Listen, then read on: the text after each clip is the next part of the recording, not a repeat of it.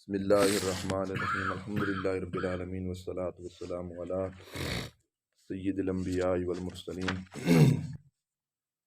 کل ہم نے شرم و حیا کے حوالے سے حدیث پاک کو بیان کیا، تو اس کی مختصر جو تعریف ہے بس وہ اپنے ذہن کے اندر اتنی ساری رکھنی ہے کہ حیا اس چیز کا نام ہے، ہر وہ مقام، ہر وہ جگہ جہاں سے اللہ اور اس کے رسول علیہ السلام نے منع کیا تو وہاں سے باز رہنا، وہاں سے رکنا، اس چیز کا نام حیا ہے۔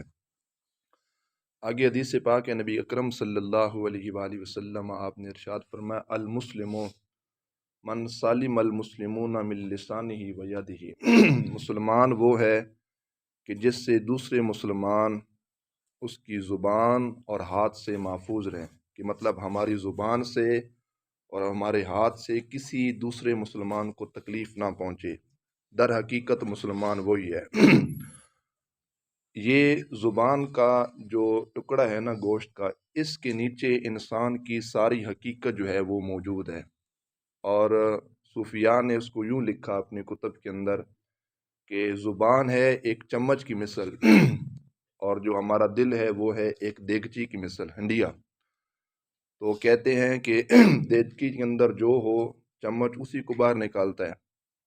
یہ تو نہیں ہوتا نا کہ دیگچی کے اندر اگر آپ نے گوشت پکایا ہے اور اس کے اندر آپ نے چمچہ ہلایا تو چمچے سے کدو باہر نکل آئیں یا آلو باہر نکل آئیں، تو ایسا نہیں ہوتا۔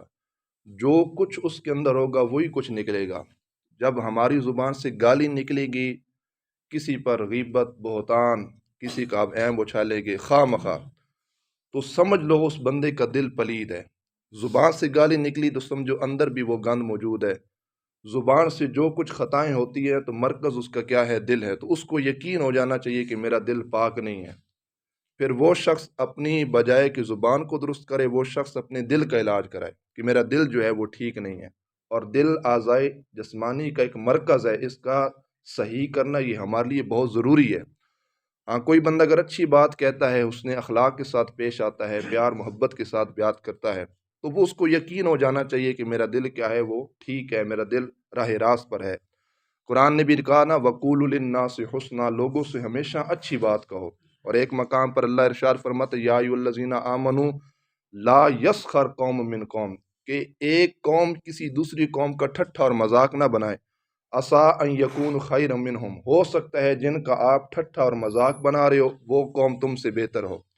ولا تنابزوا بالالقاب، کسی کو برے القابات کے ساتھ نہ پکارو۔ کوئی موٹا ہے، کوئی پتلا ہے، کوئی لمبا ہے، کوئی لولا ہے، کوئی لنگڑا ہے، کوئی اندھا ہے۔ یہ خواہ مخواہ کی اس طرح کی باتیں اپنی زبان کے ساتھ نہیں کرنی چاہیے، کسی کے القابات کو بگاڑنا نہیں چاہیے۔ جو جیسا ہے بس اتنا سوچنا چاہیے کہ اس کو رب کی ذات نے بنایا ہے، تو اپنی زبان کو کنٹرول کے اندر رہنا چاہیے۔ حضرت سرکار مولا علی المرتضیٰ شیر خدا رضی اللہ تعالیٰ عنہ، آپ نے ارشاد فرمایا، انسان جب تک نہیں بولتا اس وقت تک وہ عالم ہوتا ہے، جب وہ بولتا ہے تو اس کی حقیقت لوگوں کے سامنے ظاہر ہو جاتی ہے کہ اس کے اندر کیا رکھا گیا ہے۔ اس لیے جب تک ہم نہیں بولیں گے تو عالم کہلائیں گے۔ اب ایک مثال آپ ذہن کے اندر رکھیے کہ ہماری زبان جو ہے، جس کو ہم حرکت دیتے ہیں، جس سے ہم کلام کرتے ہیں، اس کے اندر طاقت کتنی ہے۔ میں ایک مثال دیتا ہوں۔ میاں بیوی گھر میں رہ رہے ہو نا، 40-50 سال سے ایک رشتہ قائم ہو، بعض دفعہ نا وہ پورا خاندان خلاف ہو جاتا ہے، سگے بھائی بھی خلاف ہو جاتے ہیں، جی اس کو طلاق دو، اس کو علیحدہ کر دو، نہیں تو ہم تم سے جدا ہو جائیں گے۔ ماں باپ بھی خلاف ہو جاتے ہیں، خاندان سارا اس سے رسوا ہو جاتا ہے، پریشان ہو جاتے ہیں، سارے وہ علیحدہ ہو جاتے ہیں۔ لیکن ایمان سے بتائیے، وہ سارا کنبہ بھی علیحدہ ہو جائے تو میاں بیوی کے درمیان جدائیگی تو نہیں نہ ہوتی، جب تک مرد اپنی زبان سے لفظ طلاق نہیں کہتا۔ ایک طرف پورا خاندان ہے، اس سے اس کی جدائیگی نہیں ہو رہی، ایک طرف ہم صرف اپنی زبان سے لفظ طلاق کہتے ہیں۔ وہ جو 40-50 سال سے ایک حلال کا رشتہ تھا نا، لفظ طلاق کہنے سے وہ فوراً رشتہ حرام کا بن جاتا ہے۔ ایسا ہی ہوتا ہے نا، تو یہ صرف زبان میں جو تاثیر ہے اتنی طاقت رکھی ہے۔ اسی طرح معاشرے کے اندر دیکھ لیں، ایک رشتہ ہے جو حرام ہے، جس کے ساتھ نہ ہم کلام کر سکتے ہیں، نہ جس کے ساتھ ہم بیٹھ سکتے ہیں، نہ جس کو ہم دیکھ سکتے ہیں، نہ جس کے ساتھ صحبت کو اختیار کر سکتے ہیں۔ اسی زبان کے ساتھ نکاح کے اندر ہم کہتے ہیں قبول ہے، اس کے بعد وہ حرام رشتہ اللہ حلال فرما دیتا ہے۔ تو زبان کے اندر اتنی طاقت رکھی ہے اللہ رب العزت نے کہ یہ حلال رشتوں کو حرام کر دیتی ہے اور حرام رشتوں کو حلال کر دیتی، اتنی طاقت ہے زبان کے اندر۔ حضرت سلیمان علیہ السلام نے بھی یہ بات کی تھی، آپ نے فرمایا تو لوگو اگر تمہارے نزدیک بولنا کلام کرنا یہ چاندی ہونا تو یہ یاد رکھنا تمہارا خاموش رہنا یہ سونا ہے، خاموشی میں ہی عافیت ہے، خاموشی کے اندر ہی خیر ہے، خاموشی کے اندر ہی بھلائی ہے۔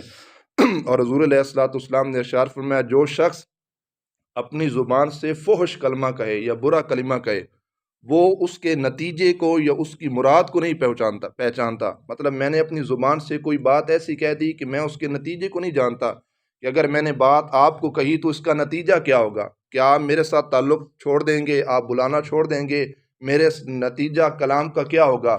تو حضور علیہ الصلوۃ والسلام نے فرمایا قیامت کے دن وہ رب کی بارگاہ میں اس انداز میں حاضر ہوگا کہ رب کی ذات اس بندے پر کیا ہوگی؟ ناراض ہوگی۔